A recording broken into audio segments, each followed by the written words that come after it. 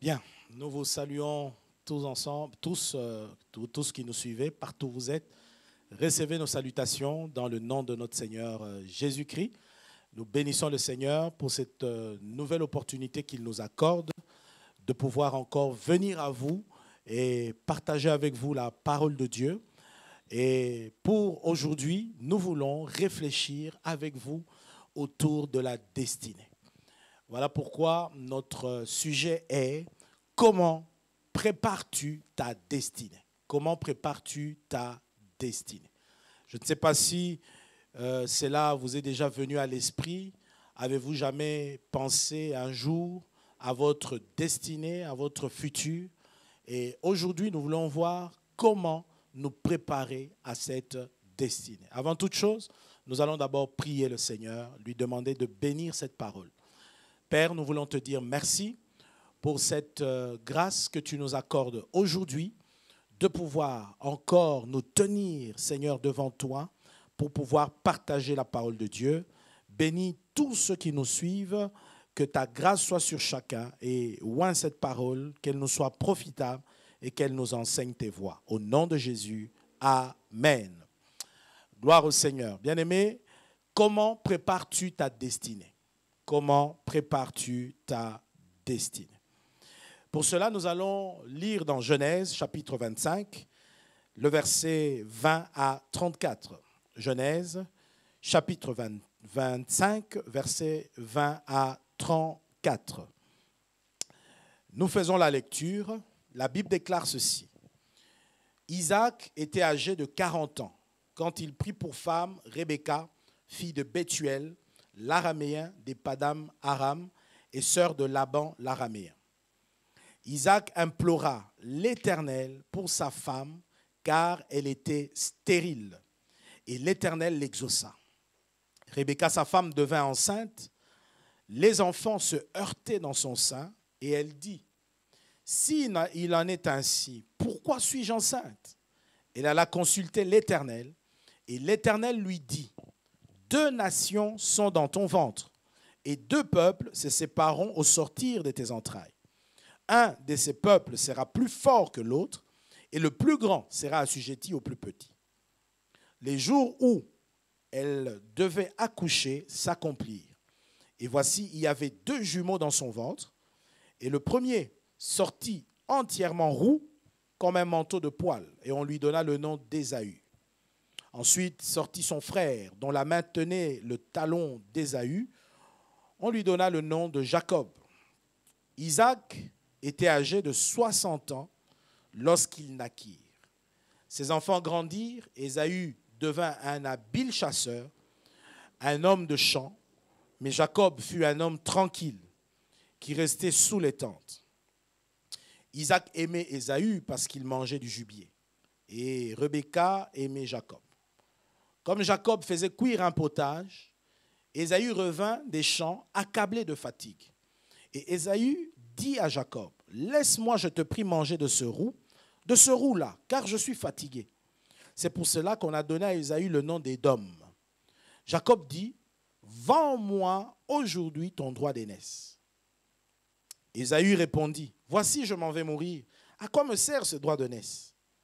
Et Jacob dit, « Jure-le-moi d'abord. » Il le lui jura et vendit son droit d'aînesse à Jacob. Alors, Jacob donna à Ésaü du pain et du potage de lentilles. Il mangea et but, puis se leva et s'en alla. C'est ainsi qu'Ésaü méprisa le droit d'aînesse. Amen.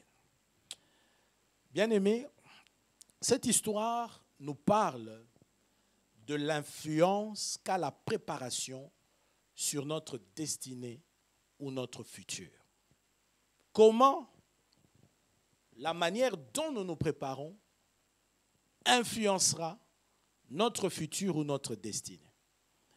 Et lorsque nous parlons de destinée ici, nous voulons parler du plan de Dieu pour une personne. Nous voulons parler de ce futur glorieux que Dieu a préparé pour chacun de ses enfants. Ces grands futurs, c'est le lendemain que le Seigneur prévoit pour chacun de nous. Et vous savez, les gens, d'habitude dans la vie, se préparent avant d'aborder certaines choses. Par exemple, lorsque vous avez un mariage, vous verrez les mariés se préparer. Ce n'est pas le jour où les mariés se marient qu'ils se préparent. Ils se préparent bien avant. Il y en a qui se préparent une année à l'avance, d'autres plusieurs mois avant. Quand vous avez une fête, vous verrez des gens se préparer pour la fête. Ils vont se préparer, sachant qu'il y a une fête fixée à telle date. Il y a des choses à acheter, des décors, des consorts. Il faut tout ça à boire, à manger. Les gens se préparent pour affronter un examen. Vous avez un examen dans le domaine estudiantin ou scolaire, académique, un examen qui vous attend devant. Vous allez vous préparer pour cet examen. Vous savez que vous avez un examen qui vous attend à la fin du mois, une date précise. Qu'est-ce que vous allez faire? Vous allez commencer à avoir un programme d'études, de préparation pour aborder l'examen. C'est ainsi que c'est la préparation qui détermine le succès. Vous pouvez être sûr de réussir une chose si vous y êtes sérieusement préparé. Alors, bien-aimés, si les hommes peuvent se préparer pour une fête, pour un mariage, pour un examen, a fortiori notre destinée, notre grand futur, ce grand futur que Dieu a prévu pour chacun de nous.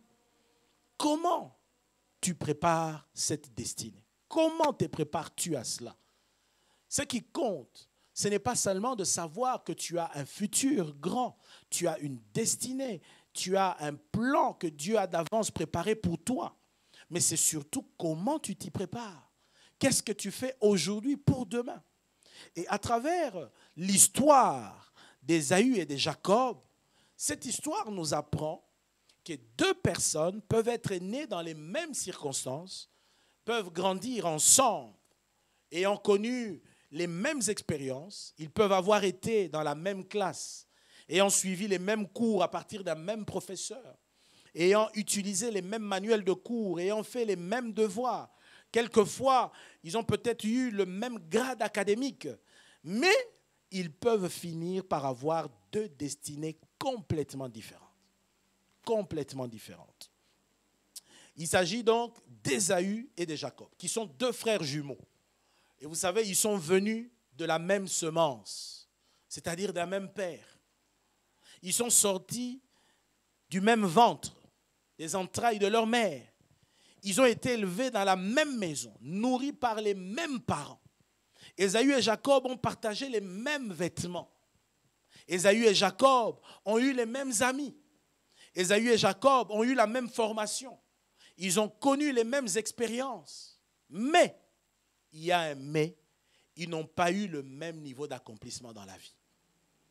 Le futur de chacun d'eux a été complètement à l'opposé de l'autre. Ce n'était pas la même destinée, bien-aimée. Et pourquoi donc, on peut se poser la question, la destinée de deux personnes ayant grandi ensemble dans les mêmes circonstances peut aller à l'opposé l'un de l'autre à ce point? Comment? Généralement, c'est à cause de deux raisons, deux principales raisons.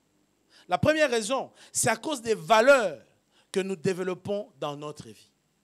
Quelles sont les valeurs que tu développes? Les valeurs. La deuxième, c'est à cause des perspectives, de notre perspective de la vie et de comment nous y répondons. Comment voyons-nous la vie? Comment vois-tu la vie? Cela compte beaucoup sur ta destinée. N'oublie pas, les valeurs que tu développes et ta perspective de la vie et comment tu réponds à cela détermineront ta destinée, ton futur. Ces deux choses, bien aimées, ce sont des choses qui nous viennent de beaucoup d'éléments. Les valeurs de la vie, la perspective ou la vision du monde, et même comment nous y répondons, dépendent de comment on a grandi. D'abord en famille, depuis notre enfance, comment on a grandi. C'est là-bas qu'on apprend les valeurs, de comment on a évolué et grandi dans la société où nous vivons autour de nous.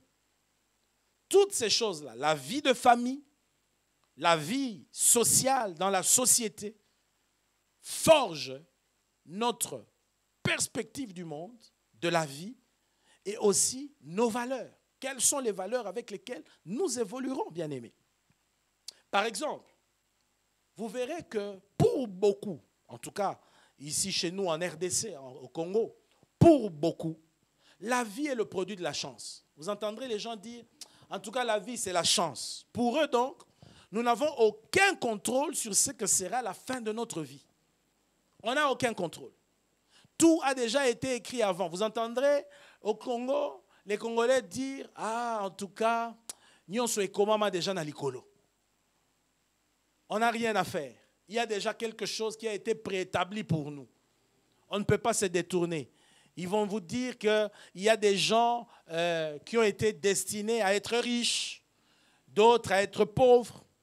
Il y a des gens qui sont destinés à être des grands leaders dans la société et d'autres d'être simplement des suiveurs. Il y a des gens qui sont appelés à avoir la renommée et d'autres pas. Ainsi, ils vous diront, nous vivons comme ça parce que tout est déjà prédéterminé. Mais sachez bien aimés que pour ces gens-là, Dieu a créé l'homme comme un robot préprogrammé. Pourtant, quand nous lisons la Bible, cela est bibliquement faux. Bibliquement, cela est faux. Nous ne sommes pas créés comme des robots. Dieu n'a pas créé un homme avec un programme qu'il a préétabli dans l'homme. Et l'homme devrait vivre d'après ce programme-là. Non. Au-delà de tout ce que Dieu a fait, de toute sa création, quand il a créé l'homme, il a laissé dans l'homme le libre arbitre. L'homme a le droit de choisir ce qu'il veut. Et c'est comme ça que Dieu nous laisse libres. Nous avons ici l'occasion de choisir ce que nous voulons. Ainsi, bien aimé, une des premières responsabilités qu'il a pris la peine de donner à l'homme après l'avoir créé dans le jardin d'Éden, c'était de permettre à l'homme de faire des choix et de vivre dans les conséquences de ses choix. Ce qui signifie en d'autres termes que c'était à l'homme de déterminer ce qui lui arriverait par les choix qu'il ferait. Il dit à l'homme, voici je te place dans le jardin. Attention, au milieu du jardin, il y a l'arbre de la connaissance du bien et du mal. Si vous le mangez, vous mourrez. Mais si vous ne le touchez pas, vous vivrez, vous serez heureux. L'homme devait choisir. Bien aimé, ce qui est arrivé à l'homme n'est pas la responsabilité de Dieu. Le fait que Adam ait péché avec sa femme et qu'il soit chassé du jardin d'Éden et qu'il commence une vie de souffrance n'était pas le plan de Dieu pour eux. Ce qui est arrivé était le produit de leur choix. De la même manière, aujourd'hui, beaucoup accusent Dieu. Peut-être que tu es de ce nombre-là, qui dit, voilà, ce que je suis ici, c'est peut-être Dieu qui a planifié cela pour moi. Parce que je vis ce que je vis. Je connais ce que je connais. Je vis beaucoup de déboires. En tout cas, Dieu a préprogrammé cela. Non, bien-aimés, nous sommes les résultats de nos choix. Les choix que nous faisons influencent directement notre futur, notre destinée. Et Dieu a fait que l'homme sache choisir et vivre dans les conséquences de ses choix. Ainsi, bien-aimés, de tout ce qui précède se dégage un principe. Voici le principe. La qualité de nos choix détermine la qualité de notre vie. Si vous faites des bons choix, vous aurez aussi une bonne vie, une bonne qualité de vie. Mais si vous faites des mauvais choix, vous aurez aussi une mauvaise qualité de vie. Ou en d'autres termes, la qualité de nos choix a un impact direct sur la qualité de notre vie. Voilà pourquoi, bien-aimés, faites attention avec les choix. Alléluia. Faites attention. Alors, notez bien ici, dans cette histoire que nous venons de lire dans la Bible, nous avons deux personnages clés. D'une part, nous avons Ésaü et d'autre part, nous avons Jacob. Ésaü, remarquez très bien dans le texte, il a cédé son droit d'aînesse pour satisfaire une faim pressante qu'il avait dans le présent. Il avait une faim pressante, il voulait absolument manger. Et pour satisfaire cette faim pressante qu'il avait dans le présent, il sacrifie son droit d'aînesse. Tandis que Jacob cède son repas pour gagner le droit d'aînesse qui avait son importance dans le futur. Vous remarquez que ces deux personnes ont une perspective de la vie différente. Quoi qu'ils soient nés de la même famille, qu'ils soient de la même maison, qu'ils aient grandi dans les mêmes circonstances, qu'ils aient connu les mêmes réalités, mais ces deux personnes ont développé des valeurs différentes. Ces deux personnes ont développé une perspective différente de la vie. Tiens, quand vous lisez, vous verrez par exemple, la Bible nous dit qu'Ésaü était un chasseur des gibiers. Ça veut dire c'était quelqu'un de très activiste. C'était quelqu'un qui courait pour aller chasser des gibiers dans la forêt. Et ceci donne un tempérament bouillant qu'il avait. Tandis que Jacob, quant à lui, avait l'habitude de s'asseoir sous l'arbre et de réfléchir. Jacob était une sorte de réflexiologue, quelqu'un qui réfléchissait, qui s'asseyait, qui réfléchissait. Et j'aimerais ici relever une chose très importante aussi, c'est que quand les enfants remuaient dans le ventre de la maman, cette maman s'est sentie très mal à l'aise. Elle souffrait du fait que ses enfants remuaient, à tel point qu'elle n'en pouvait pas. Elle s'est dit, mais à quoi bon d'être enceinte?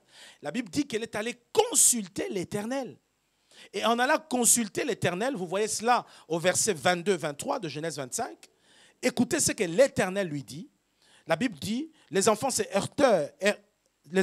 heurté dans son ventre, et elle dit, s'il en est ainsi, pourquoi suis-je enceinte? Elle alla consulter l'Éternel, et l'Éternel lui dit, 2 nations sont dans ton ventre, et 2 peuples se sépareront au sortir de tes entrailles. Notez bien, 2 nations sont dans ton ventre, et 2 peuples se sépareront au sortir de tes entrailles. Donc, en réalité, quand Rebecca était enceinte des jumeaux, les 2 jumeaux représentaient 2 types de personnes, 2 types de nations, 2 types de peuples.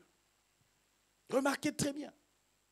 Prophétiquement, il s'agissait ici de la caractéristique d'un genre de peuple, de 2 genres de peuples, 2 genres de nations. C'est-à-dire qu'à travers eux, leur perspective de la vie et leur façon d'agir, nous aurons 2 catégories de nations, 2 catégories de peuples.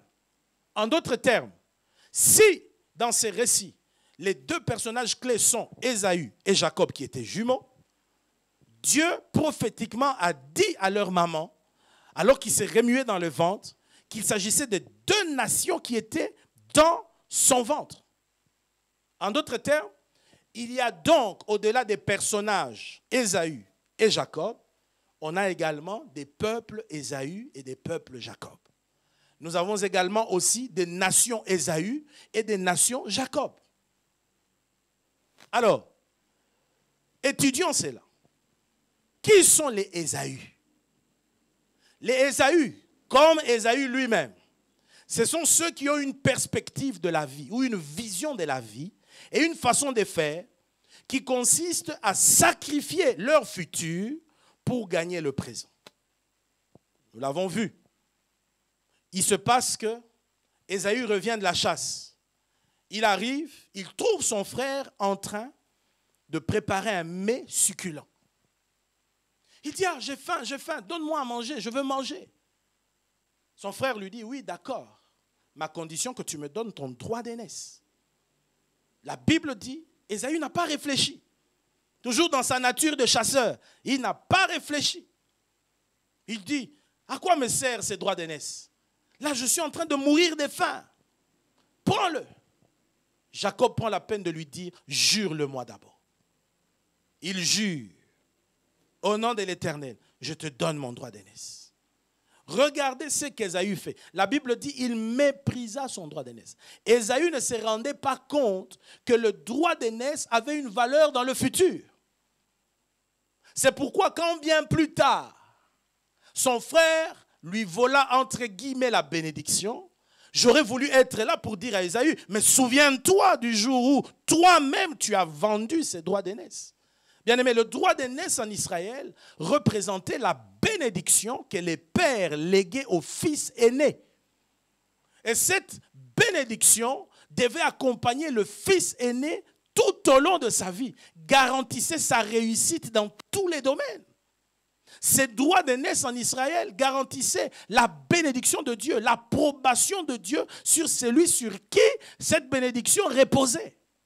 En d'autres termes, elle déterminait le futur de cette personne.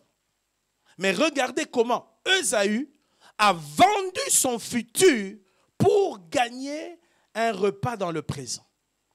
Pressé par la faim dans le présent, il méprise cela. Il méprise son futur et veut gagner le présent. Il se dit non, j'ai faim maintenant. C'est maintenant que j'ai faim. J'ai envie de manger. Peu importe ses droits d'aînesse. Prends-le. Je n'ai que faire avec lui. Mais il ne savait pas qu'il était en train de changer les cours des choses. Bien-aimés, je le dis, faites attention aux choix que vous faites. C'est ça les Ésaü. Tandis que les Jacob ont une perspective différente de la vie. Leur vision de la vie et leur façon de faire consiste à sacrifier leur présent pour gagner le futur. Je vous ai dit que Jacob, la Bible dit de lui que c'était un homme calme qui s'asseyait sous l'arbre et qui réfléchissait. Croyez-moi, ce n'était pas un hasard. Jacob connaissait les habitudes de son frère. Il savait qu'à telle heure précise, c'est l'heure où il finit la chasse. Et il a préparé ses mets juste sur la route de son frère.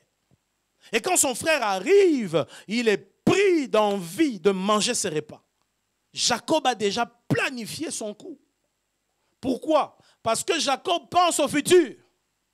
Il est prêt à céder son repas dans le présent et il le donne à son frère pour gagner le droit d'aînesse qui a un impact dans le futur. Ainsi donc, les Ésaü, ce sont ceux qui consomment tout dans le présent.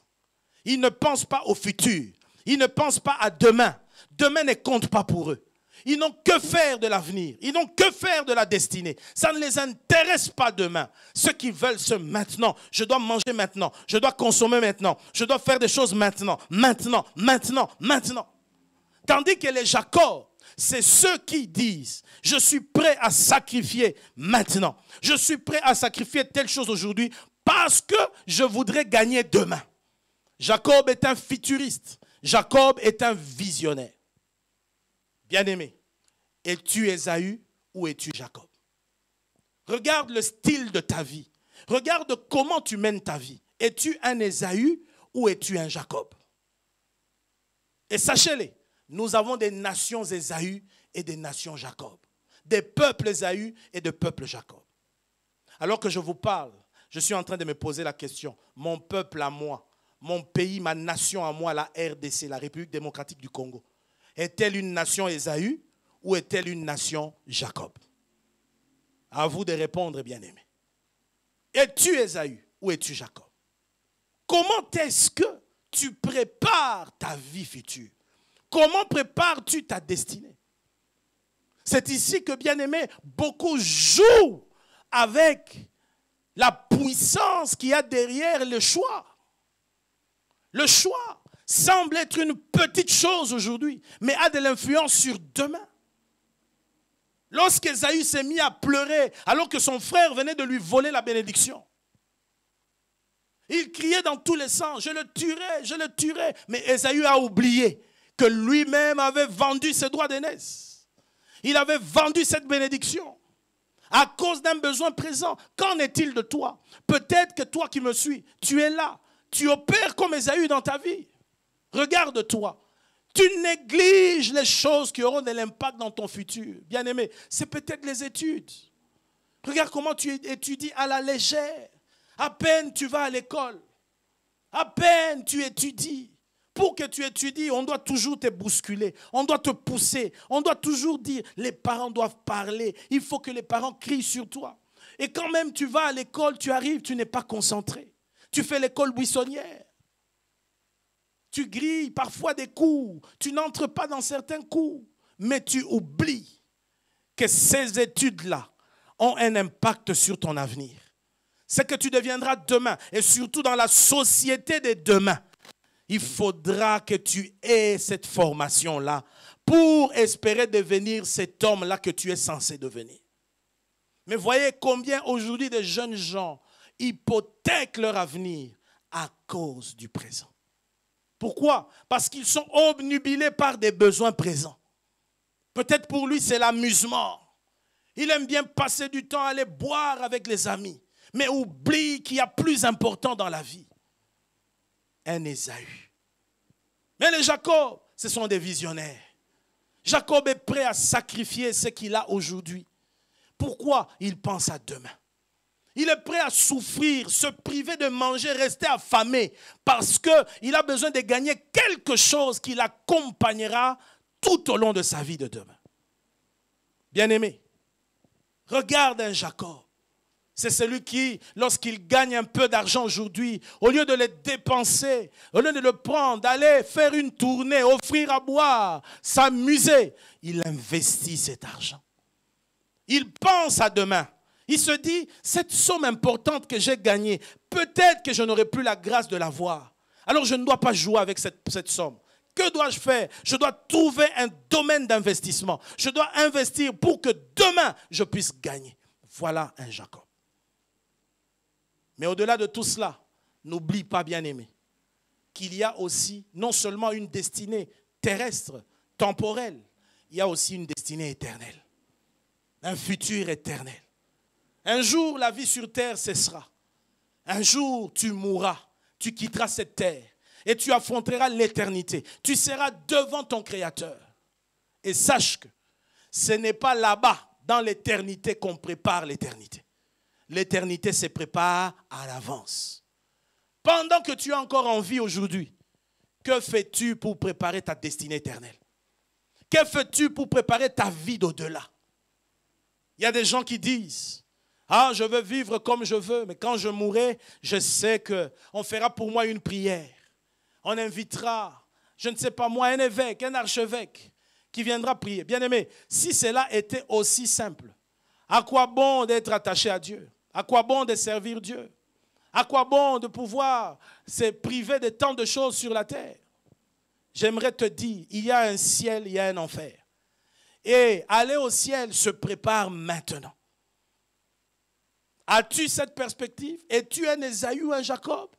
Es-tu le genre de personnes qui disent, je suis jeune, je veux croquer la vie. Je veux me livrer à la débauche. Je veux me livrer à l'alcool, à la drogue. Je veux me jeter dans tout ce qu'il faut parce que c'est quand on est jeune qu'il faut croquer la vie. Penses-tu à ta destinée éternelle? À la lumière de ces choses, bien-aimées, je crois qu'il faut que nous arrivions à un point où nous nous asseyons et nous disons non. Suis-je un Ésaü ou suis-je un Jacob? Vais-je continuer à sacrifier mon avenir pour les besoins présents? Vais-je continuer à sacrifier ma destinée éternelle pour les plaisirs de ce monde ici-bas sur la terre? La Bible dit, à quoi servirait-il à un homme de gagner le monde s'il perd son âme? À quoi servirait-il aujourd'hui d'avoir la renommée? À quoi te servirait-il d'avoir les femmes dans tous les pays, dans toutes les provinces, dans toutes les communes de la ville? Mais pour que demain tu ailles finir en enfer. À quoi cela te servirait-il de pouvoir aujourd'hui être le plus adulé des hommes, que les musiciens chantent à ta gloire, qu'ils chantent parce que tu leur donnes de l'argent? À quoi cela te servirait-il si un jour tu dois finir en enfer? Pense à ta destinée. La destinée temporelle dans ce monde, mais la destinée éternelle aussi. Es-tu Ésaü ou es-tu Jacob? C'est à toi de répondre. Je viens de le dire, les Ésaü ne pensent pas au futur. Ils consomment tout dans le présent. Ils se foutent du futur. Mais après, ils pleurent à chaudes larmes. Ils pleurent à chaudes larmes quand le futur vient à eux. Car le futur vient les trouver dépouillés. Ils ont vendu la bénédiction. Tandis que les Jacob, ce sont ceux qui acceptent de se sacrifier dans le présent. Sacrifier ce qui leur appartient parce qu'ils veulent gagner le futur. Ils se disent, je peux manquer encore aujourd'hui, mais je travaillerai, je m'engagerai dans telle chose pour que demain je gagne. Es-tu Ésaü ou es-tu Jacob?